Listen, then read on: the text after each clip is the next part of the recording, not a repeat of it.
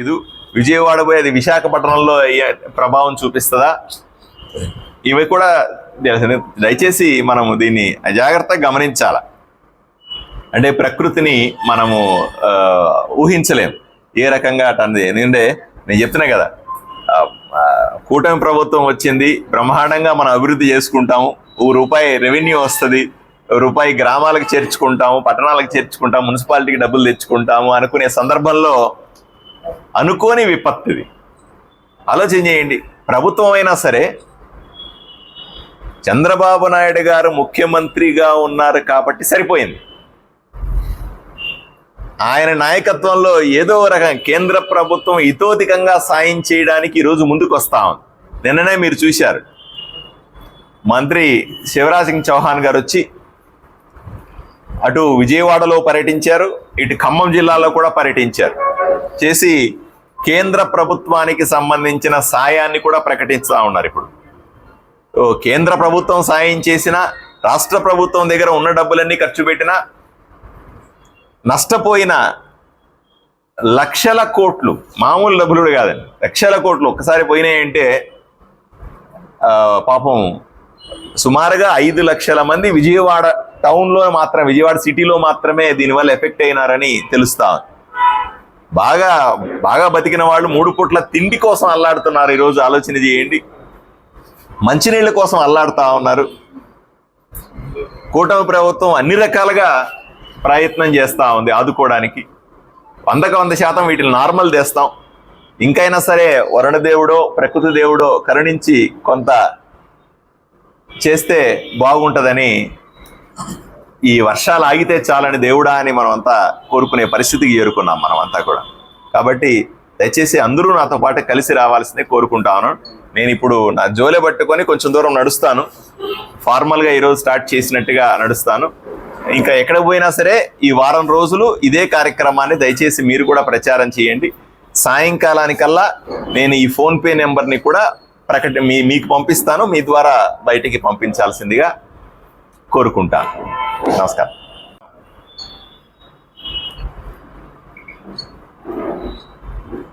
రాష్ట్ర వ్యాప్తంగా కురుస్తున్నటువంటి భారీ వర్షాలు,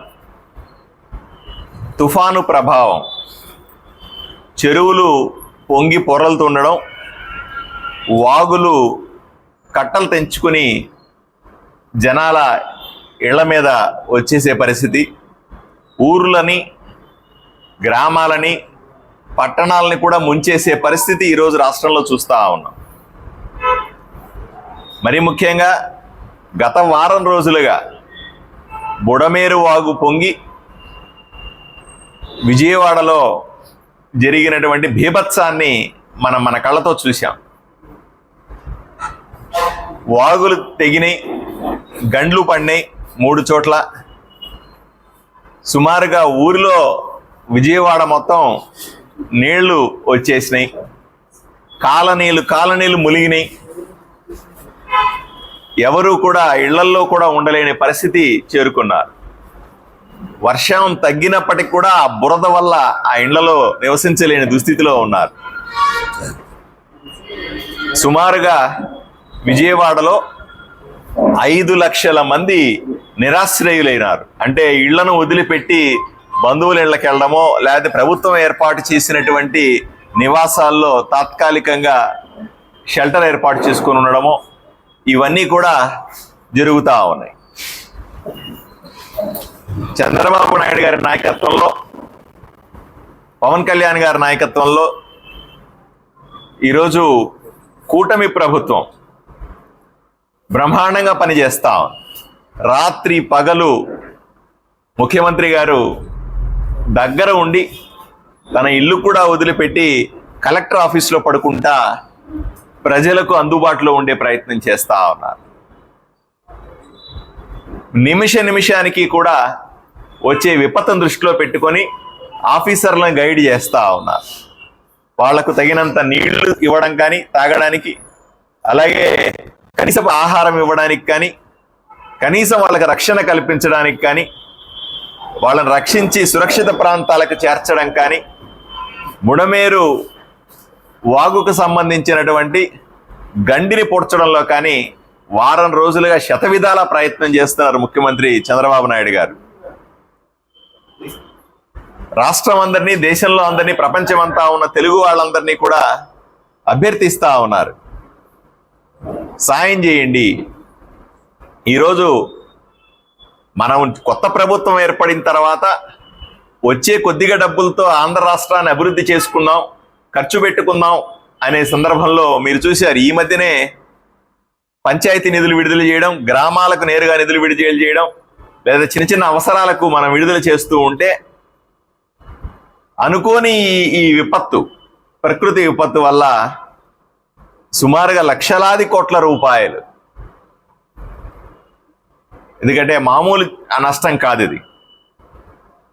మంచి ఇళ్ళు కట్టుకున్న వాళ్ళందరూ కూడా ఆ ఇళ్ళు వదిలి బయటికి రావాల్సిన పరిస్థితి, పేదవాడు ఇళ్ళు పోగొట్టుకున్న పరిస్థితి, పని చేసుకునే వాడికి పని లేని పరిస్థితి.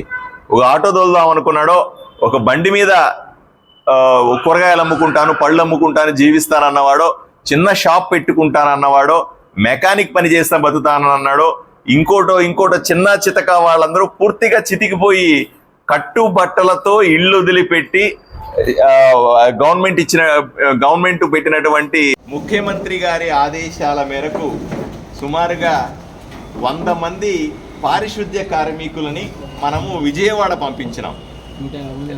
రిపేర్లు చేయడంలో కానీ, లేదా ఇళ్లను బురద క్లీన్ చేయడం విషయంలో కానీ, రోడ్లను మరమ్మతు చేసే విషయంలో 150 మంది దాకా పోయినారని సమాచారం ఇస్తా ఉన్నారు. వాళ్ళందరినీ ఇక్కడి నుంచి మనం ఆర్టీసీ బస్సుల్లో పంపించాం. వాళ్ళు బ్రహ్మాండంగా పనిచేస్తూ ఉన్నారు. అదేవిధంగా ఇంజనీర్లు, మున్సిపల్ ఇంజనీర్లు కానీ, లేదా R&B ఇంజనీర్లు కానీ అందరూ కూడా అక్కడ పోయి ఉన్నారు. అదేవిధంగా పోలీస్ వాళ్ళు 2 టీములు అక్కడికి పోయి ఉన్నాయి.